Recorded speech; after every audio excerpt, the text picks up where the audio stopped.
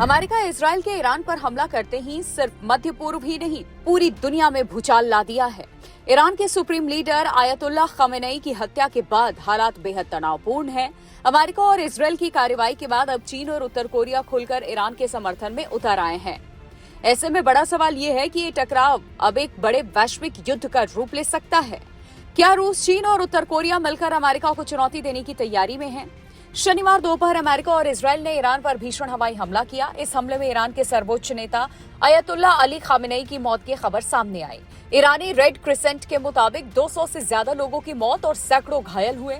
यह हमला सिर्फ एक सैन्य कार्रवाई नहीं बल्कि सीधे ईरान की संप्रभुता पर प्रहार माना जा रहा है। हमले के बाद सबसे तेज प्रतिक्रिया चीन की तरफ से आई। चीन के राष्ट्रपति शी जिनपिंग ने ईरानी नेतृत्व से बातचीत की। चीन के विदेश मंत्रालय ने कहा, ईरान के सुप्रीम लीडर की हत्या उसकी संप्रभुता और सुरक्षा का गंभीर उल्लंघन है। ये संयुक्त राष्ट्र चार्टर्ड और अंतर्राष्ट्रीय कानून के खिलाफ है। चीन ने तुरंत सैन्य कार्रवाई रोकने और शांति बहाल करने की अपील की। इसमें ध्यान देने वाली बात यह है कि चीन सिर्फ बयान नहीं दे रहा बल्कि कूटनीतिक और रणनीतिक स्तर पर भी सक्रिय हो गया है।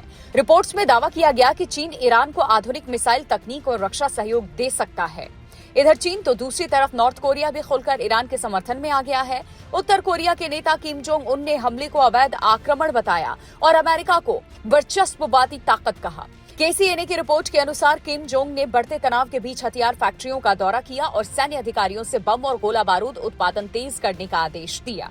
यानी उत्तर कोरिया साफ संकेत दे रहा है कि वो सैन्य तैयारी बढ़ा रहा है। पूरे मामले को तब और हवा मिल गई जब रूसी राष्ट्रपति व्लादिमीर पुतिन ने खुलकर ईरान पर हमले की निंदा की। पुतिन ने अमेरिका के इस कार्रवाई को अंतर्राष्ट्रीय कानून का उल्लंघन बताया। रूस पहले से ही यूक्रेन युद्ध में अमेरिका और नाटो के खिलाफ खड़ा रहा। अब ईरान मुद्दे पर भी मॉस्को और वॉशिंगटन आमने सामने है।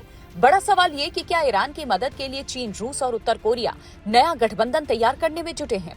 ये वही धुरी है जिसे कई विशेषज्ञ नया एंटी वेस्टर्न ब्लॉक कह रहे हैं। ईरान पहले से ही ड्रोन और मिसाइल तकनीक में मजबूत है। रूस चीन की मदद से उसकी सैन्य क्षमता और बढ़ सकती है। इधर रूस, चीन और उत्तर कोरिया की गोलबंदी ने ट्रंप की नींद उड़ा दी है।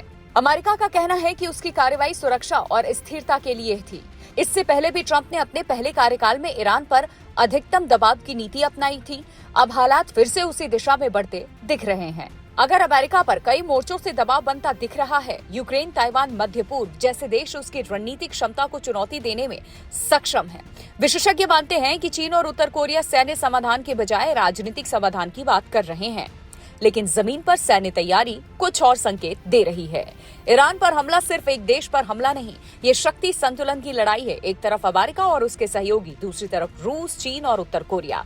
दुनिया एक नए भू राजनीतिक मोड़ पर खड़ी है। सवाल ये कि क्या शांति की राह निकलेगी या टकराव और बढ़ेगा?